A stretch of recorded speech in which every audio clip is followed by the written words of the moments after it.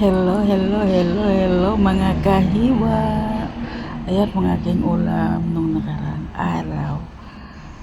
Ang favorite ko talaga na part sa isda is ulo. Gusto ko yung may sinisip-sip ako. Lami kaya nang naisip-sipon ba. Tapos ako bitong pinaka-asim is limonsito or lemon. Dili gyud ko magbutang og suka or vinegar. Ayaw ko ng vinegar. Lemon lang siya, tas ahos, garlic, garlic, and then the kanang ginger o pepper. Nga na akong butang, nabutangan akong tuyo. Lami kayo. Tas ako na siyang kanang butangan okra, kaya rong na vitamin ba.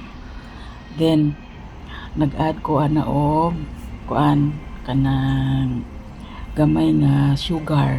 Ako na lang nang sang gidungan sa pagpakulo sa isda.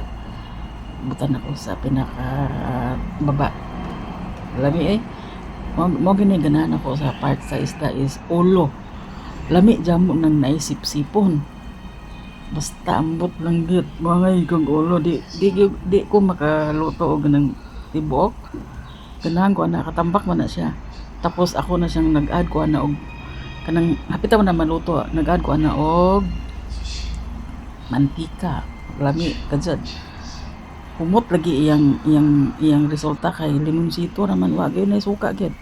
Sukad pasaon na nga na ako ready ko magluto butang og suka, di ko ganahan. Di ko ganag suka. Gusto lang na ako explain lang siya. Lami gyud jamo, di ba? Mangay kog ambot na lang yun, magsup-sup pa more. So ayan, hangay man ko magluto-luto, makaluto man ko kanang wadas mama nang hid man ko anak ngayon ko ma'am magluto ako Pinoy pod mama, mingaon ba ako tas atong pagkaon na mao na napagaling are wala pa nang urot kay di man po kusog mukaon. Ang okra urot na ako man siyang tangag okra kay vitamin man gunin okra.